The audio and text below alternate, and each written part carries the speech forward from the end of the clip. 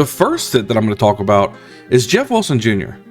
He's going to be taking on a Chiefs team that's allowed the 4th fewest rushing yards per game.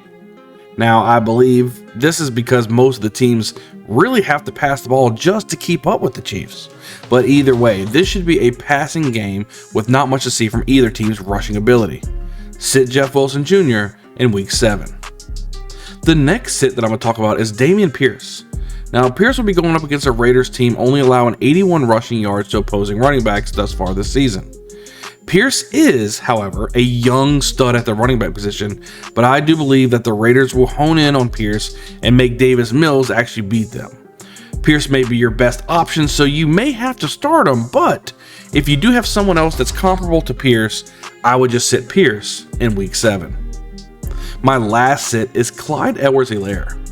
Now we get to talk about the opposite side of the Chiefs 49ers game. The 49ers allowing the 67 yards rushing game, which ranks number 2 in the NFL.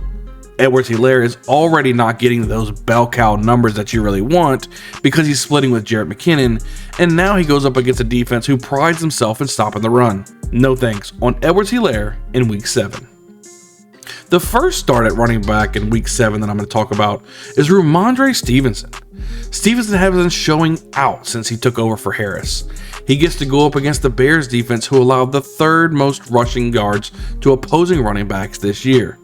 There is no one else in this backfield who even warrants the number of touches that Stevenson gets.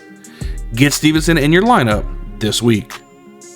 The next start is going to be Ezekiel Elliott. Now, Elliott will be taking on the Lions team that's giving up 127 yards rushing per game, which is 2nd worst in the league.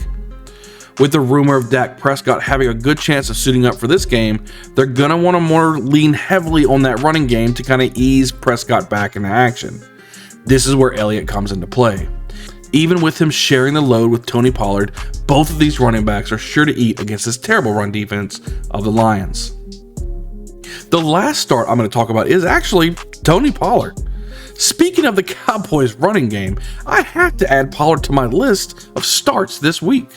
Pollard has been splitting reps with Elliott and has become that RB1A for this team. Both Pollard and Elliott should eat against this Lions defense. It should just be fun to watch. Now on to the Bengal Tiger Start of the Week.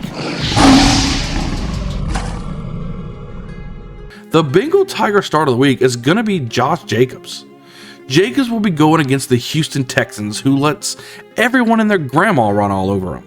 I mean, the Texans are allowing 133 yards rushing a game, which is worst in the league. Jacobs has secured his spot as the clear number 1 guy in the running back room and should be able to have plenty of successful carries against the Texans in Week 7.